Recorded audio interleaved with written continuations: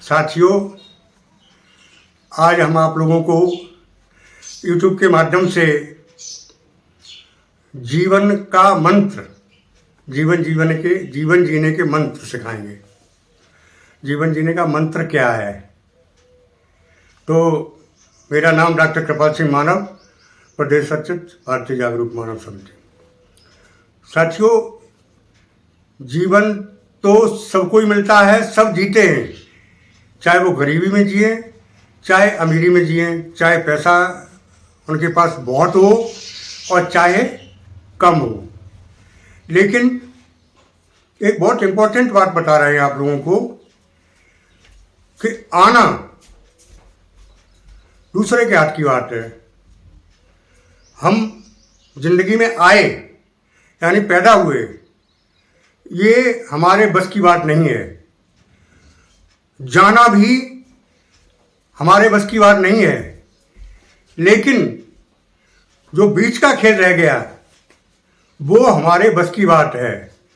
सभी आते हैं और जाते हैं, लेकिन जो लोग कुछ ऐसा करके जाते हैं कि जिनका नाम अमर हो जाता है, कुछ ऐसा करके जाते हैं जिनको जाने के बाद भी लोग गालियां देते हैं। तो इसके लिए हमें क्या करना है कि हम प्रभु की मर्जी से यहाँ आ गए, कोई परिवार मिला हमें, लेकिन जाने के लिए हम ऐसी तैयारी करें जो हमें लोग याद करें, हम उनके दिलों में जीवित रहें। तो साथियों, इसके लिए सबसे बड़ा सदुपयोग हमें अपने माइंड का करना है। माइंड के लिए हम आज आप लोगों को 3 शर्तें बता रहे हैं।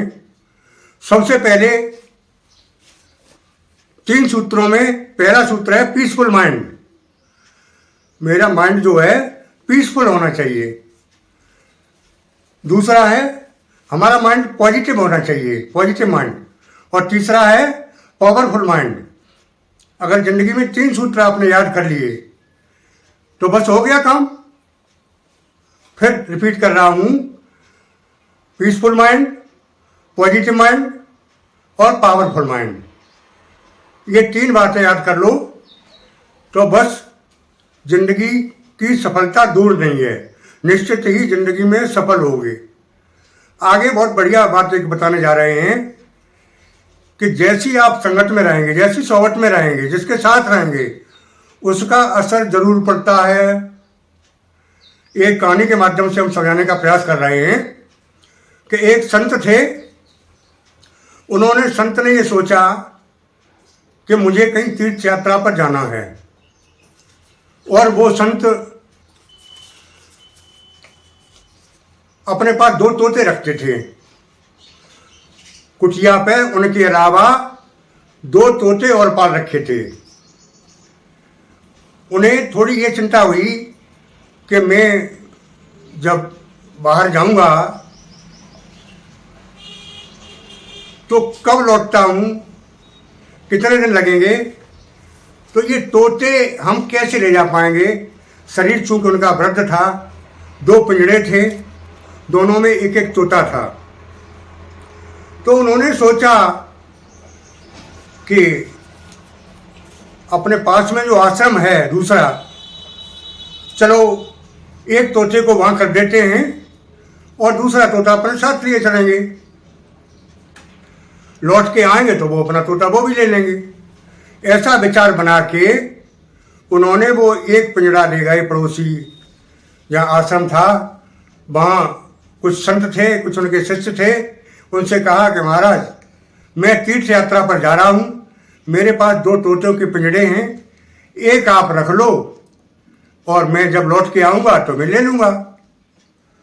मुझे 8 दिन, 10 दिन, 15 दिन लग सकते हैं। दोनों पिंजड़े लेके मैं नहीं चल पाऊँगा, शरीर चूंकि मेरा वृद्ध है। उन्होंने कोई बात नहीं, बहुत अच्छा महाराज, आप यहाँ रख दो इस तोते को और मैं इसको दाना पानी खिलाता रहूँगा, आप जब आ जाए तो उस तोते को ले लेना। कि ठीक है। उस तोते को वहाँ उन्होंने उनके आश्रम पर छोड़ दिया, संतों के आश्रम पर। अब वो आगे चलते हैं, 1 किलोमीटर, 2 किलोमीटर, 10 किलोमीटर, 20 किलोमीटर। पहले की बात है, ज़्यादातर पैदल चला करते थे। तो वो चूंकि वृद्ध शरीर के थे, थक गए और उन पर जो अपना सामान था उसी को ले जाने में दिक्कत हो रही थी। तो उन्होंने सोचा कि इस तोते के पिंजड़े को भी कहीं रख दें और जब लौट के आएंगे तो ये भी ले लेंगे। तो लगभग 10 किलोमीटर या 20 किलोमीटर जितना भी हो उस समय का, वहां पर उन्होंने देखा कोई संतों का आश्रम नहीं था, वहां जंगल था और वहां किनका आश्रम था? बदमाशों का अड्डा था वहां। तो वो सोचे कि यहाँ शायद कोई संत का आश्रम होगा, वो वहां पहुंच गए और उन्होंने सोचा, उनसे कहा कि भाई ऐसा है कि हम तीर्थ यात्रा पर जा रहे हैं और ये तोते का पिंजड़ा है, इस तोते को हमारे को रख लो, लौट के हम वापस इसी रास्ते से आएंगे तो हम लेते जाएंगे। उन्हें ठीक है महाराज, कोई बात नहीं, निश्चिंत रहो, हम लोग तो यहाँ बहुत रहते हैं और आपके तोते को कोई नुकसान नहीं होगा, हम दाना पानी खिलाते रहेंगे और क्या करना है, लौट के जब आए आप तो तोते को लेते जाना। ठीक है, उन्हें तसल्ली हुई और दोनों इस तरह पिंजड़े, एक संत के आश्रम पे और दूसरा बदमाशों के आश्रम पे ठिकाने पर रख के वो तीर्थ यात्रा को चले जाते हैं। उन्हें लगभग 10 दिन 15 दिन, लगभग 1 महीना बीत गया तीर्थ यात्रा में। 1 महीने बाद जब वापस आए तो उन्होंने सोचा कि सबसे पहले अब किसको लेना है, सबसे पहले कौन से वाले तोते को लेना है। आप लोग समझ गए होंगे, बदमाशों का, हाँ, बदमाशों का जो अड्डा है वहां से वो पहले पड़ेगा, तो वहां से उन्होंने पहले पिंजड़ा उठाया। तोता स्वस्थ था, बहुत खुशी हुई उन्हें। जैसे ही वो वहां पहुंचे तो वो जो उन्होंने सिखाया था, स्वागतम स्वागतम, राम राम राम राम, वो न बोल के 1 महीने में क्या बोल रहा है वो तोता, 1 महीने वो क्या बोल रहा है आप सुने। वो कह रहा है लूटो मारो पीटो, लूटो मारो पीटो, लूटो मारो पीटो, यानी बदमाशों की भाषा बोल रहा था तोता। बदमाशों की संगत में 1 महीना रहा था तो वो तो भूल गया राम राम जपना, स्वागतम, उनकी भाषा बोलने लगा कि लूटो पीटो मारो, मारो लूटो। उन्होंने कहा कि ये तोता हमारा ये क्या कह रहा है, कोई बात नहीं, ले जाना तो था ही, उठा के लेके चल दिए। आगे पहुंचे संत के आश्रम में, वहां से दूसरा तोता लिया, वो बढ़िया राम नाम जप रहा था और उसने ये पहुंचे वैसे ही स्वागत किया, आइए स्वागतम स्वागतम स्वागतम। अब देखिए, आप लोग समझ गए होंगे 1 महीने की संगत में कितना असर पड़ा। जो संतों के आश्रम पर तोता रहा था वो तो कह रहा है स्वागतम स्वागतम, आइए आइए, राम राम राम राम। और जो बदमाशों के अड्डे पर रहा था वो तोता क्या कह रहा है, काटो पीटो मारो, लूटो पीटो मारो, काटो पीटो मारो, लूटो। वो ये भाषा बोल रहा है। असर किसका है? संगत का, साथ का।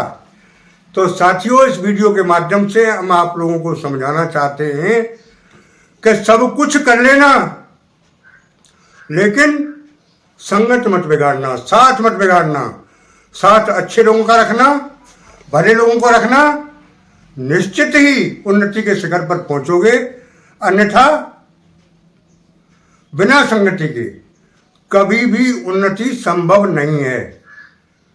सफलता के सूत्र हमने बताए आप लोगों को, जो 3 सूत्र बताए थे वो याद कर लो। माइंड को सही रखना है और संगत अच्छी रखनी है, निश्चित सफल होगे, 101% सफल होगे।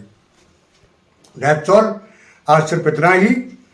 कल हम आपको और इससे बहुत अच्छी बात बताएंगे, आप लोग सुने। धन्यवाद। जय हिंद, जय भारत।